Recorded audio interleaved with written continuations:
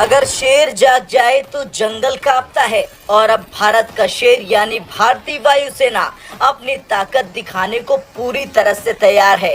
दरअसल तुर्की और भारत के बीच चल रहे कूटनीतिक तनाव ने अब हथियारों के टकराव का रूप ले लिया। जहां ये लड़ाई पहले कूटनीति और राजनीति तक सीमित थी, अब बांग्लादेश जैसे पड़ोसी देशों ने इसे और भी जटिल बना दिया। हाल ही में तुर्की ने बांग्लादेश को 12 medium altitude long endurance drone बेचे हैं। इनमें से 6 ड्रोन पहले ही बांग्लादेश में तैनात किए जा चुके हैं। इन ड्रोन्स का उद्देश्य शुरू में मानव रहित निगरानी करना था, लेकिन अब इसका इस्तेमाल भारत विरोधी गतिविधियों के लिए किया जा सकता है।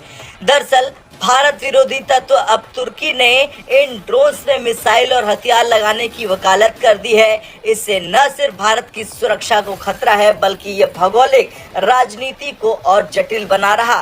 भारतीय वायुसेना ने साफ कर दिया है कि अगर तुर्की के इन ड्रोन्स ने भारतीय सीमा का उल्लंघन किया तो सुखोई 30 MKI और मिसाइल डिफेंस सिस्टम के जरिए उन्हें मार गिराया जाएगा। भारतीय वायुसेना के पास ऐसी ताकत है कि वो किसी भी हवाई खतरे को मिनटों में खत्म कर सकती है।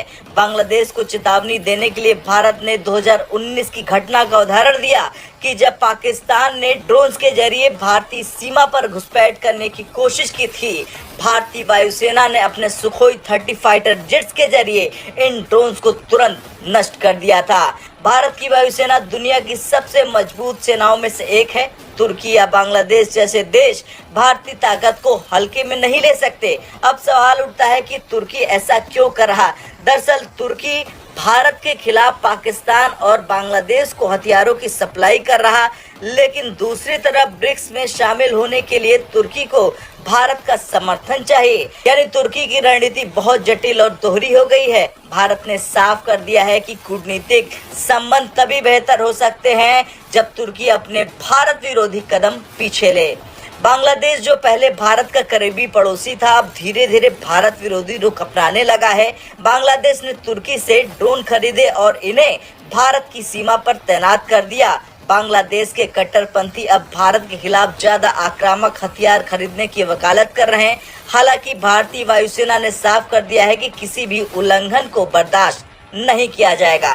भारत के पास सुखोई 30, तेजस और राफेल जैसे आधुनिक फाइटर जेट है जो ऐसे किसी भी खतरे का जवाब दे सकते हैं।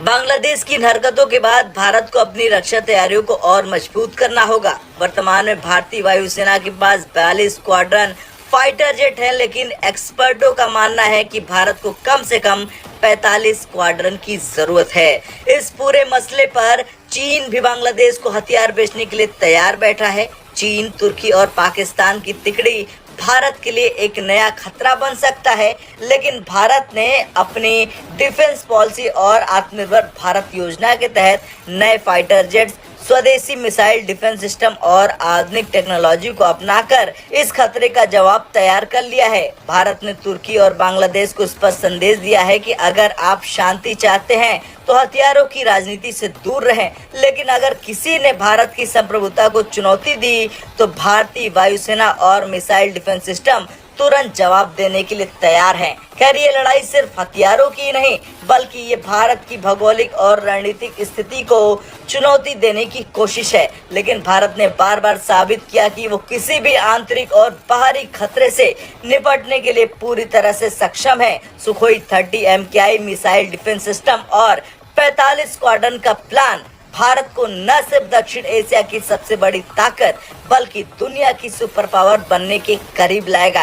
आपकी क्या राय है? क्या भारत की सीमा में गलती से अगर तुर्की के ड्रोन ने घुसपैठ की तो इन्हें तुरंत मार गिराना चाहिए? हाँ या ना में कमेंट कर जरूर। ब्रेकिंग न्यूज सबसे पहले देखने के लिए सब्सक्राइब करें।